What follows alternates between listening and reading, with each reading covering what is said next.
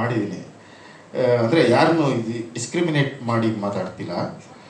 ಒಂದು ಆ ಸರಸ್ವತಿ ಪುತ್ರ ಅಂತ ನಾನು ಅವಾಗಲೇ ಒಂದು ವರ್ಡ್ ಹೇಳಿದ್ದೆ ನಾನು. ಇನ್ನೂ ಗೊತ್ತಾಯ್ತದವ್ರಿಗೆ ಇವ್ನು ಡೈರೆಕ್ಟರ್ ಬಂದ ಅಂತ ಹೇಳಿದೆ.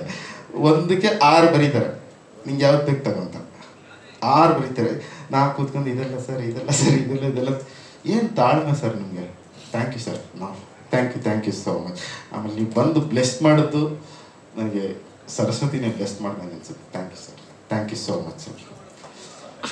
ಎಲ್ಲ ಮೀರಿ ಇನ್ನೊಂದು ಮೈನ್ ಇಂಪಾರ್ಟೆಂಟ್ ವಿಚಾರ, ಧರ್ಮ ಸರ್ ನಾನು ಕೊಟ್ಟ ಇದನ್ನು ಉಳಿಸ್ಕೊಂಡಿದ್ದೀನಿ ಸರ್. ನಿಮ್ಮ ಬೇರೆ ಥರ ಯಾಕಂದರೆ ನಾನು ಅವ್ರು ರೇಗಿಸ್ತಿದ್ದೆ ಯಾವಾಗಲೂ. ಒಂದು ಪೊಲೀಸ್ ಡ್ರೆಸ್ನ ಹಿಂದೆಗಡೆ ಇಟ್ಕೊಬಿಡಿ ಸರ್, ಎಲ್ಲ ಪಿಕ್ಚರಲ್ಲೂ ಪೊಲೀಸ್ ಪಾತ್ರನೇ ಮಾಡ್ತೀರಾ, ಕಾರಲ್ಲಿ ಹ್ಯಾಂಗರ್ಲಿ ಇಟ್ಕೊಬಿಡಿ, ಅದರಲ್ಲಿ ಸ್ಟಾರ್ ಇಟ್ಕೊಂಡಿರಿ. ಸಬ್ ಇನ್ಸ್ಪೆಕ್ಟ್ರಿಗೆ ಸ್ಟಾರ್ ಚೇಂಜ್ ಅಷ್ಟೇ. ಅದು ಈಗ ಟೋಪಿನೇ ಚೇಂಜ್ ಮಾಡಬೇಕಾಗಿತ್ತು, ಈಗ ಬ್ಲೂ ಟೋಪಿ ಕೊಟ್ಟಿದ್ದಾರೆ. So thank you sir. ತುಂಬ ಚೆನ್ನಾಗಿ ಮಾಡೋರು, ಬೇರೆ ಥರ ಕಾಣಿಸ್ತಾರೆ. ಎಲ್ಲ ಕ್ಯಾರೆಕ್ಟರ್ಗಳ ಥರ ಅವರು ಬೇರೆ ಥರ ಕಾಣಿಸ್ತಾರೆ. ಇದನ್ನ ಮೀರಿ ನಾನು ಸಾಯಿ ಸರ್ ಮೇನಾಗಿ ಎವರು ವಯ್ಯಾನು 50 ವರ್ಷ ಆ್ಯಕ್ಟ್ ಮಾಡೋದು ಒಂದು ಬೆರಳೆಣಿಕೆ ಜನ ಮಾತ್ರ ಇಂಡಿಯನ್ ಸಿನಿಮಾ ಇದರಲ್ಲಿರೋರು.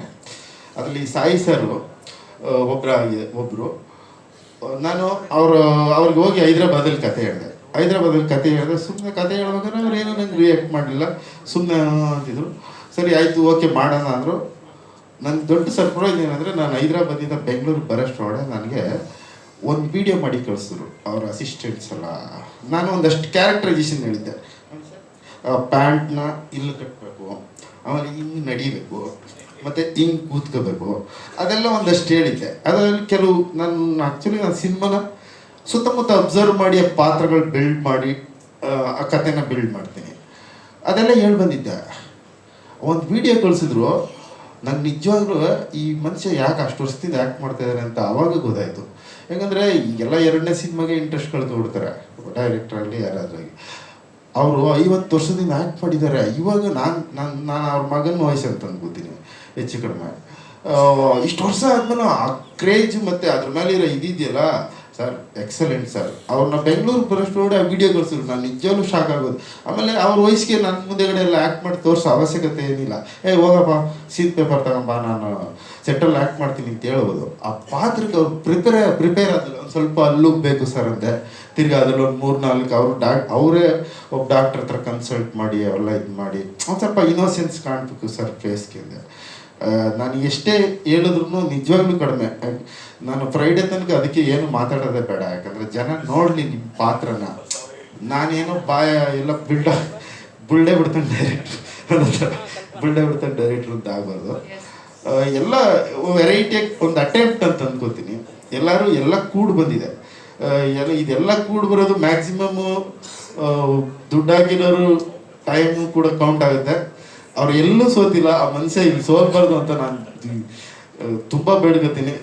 ಗೆಲ್ಲಬೇಕು ಎಲ್ಲರೂ. ಪ್ಲಸ್ 30ನೇ ತಾರೀಕು ರಿಲೀಸ್ ಆಗ್ತಿದೆ. ಆಮೇಲೆ ನಾನು ಯಾರ್ದಾದ್ರೂ ಹೆಸರು ಬಿಟ್ಟಿದ್ರೆ ದಯವಿಟ್ಟು ಅದು ಸಮಯದ ಅಣ್ಣನ ಕೂರ್ಸ್ಕೊಂಡು ನಾನು ಸುಮ್ಮನೆ ಮೈಕಷ್ಟೊತ್ತೆಲ್ಲ ಮಾತಾಡೋದು ಚೆನ್ನಾಗಿರಲ್ಲ ಅನ್ನೋ ಕಾರಣಕ್ಕೆ ಮಾತು ಮುಗಿಸ್ತೀನಿ.